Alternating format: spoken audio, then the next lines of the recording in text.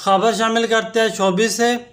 लड़की नहीं देखी अंकल कभी, राखी सावंत राहगीर पर बरहम।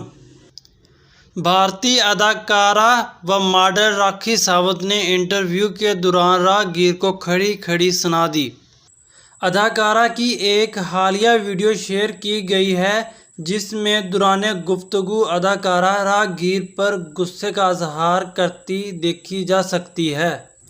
अदाकारा इशारा करते हुए ऑफ कैमरा राहगीर से मुखातिब होकर उन्हें वहां से जाने का कह रही हैं। उनका कहना था कि अंकल आप जाओ ना, मैं इंटरव्यू दे रही हूँ, आप क्यों देख रहे हो, लड़की नहीं देखी क्या।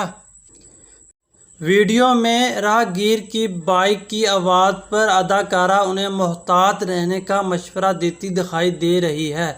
अदाकारा का कहना था कि देखो हादसा हो जाएगा, उधर देखो मुझे मत देखो, जिस पर राहगीर को कहते सुना जा सकता है कि आपको तो बंदा देखकर वैसे ही मर जाएगा।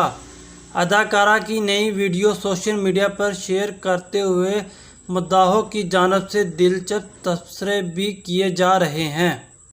अंकल आप जाओ ना, मैं इंटरव्यू कर रही हूँ, क्यों देख रहे हो। लड़की नहीं देखी अंकल, जाओ ना, क्योंकि एक्सीडेंट हो जाएगा, जाओ उधर देखो, मेरे को मत देखो। हाँ आपको देख के सही है, बोलता है आपको देख के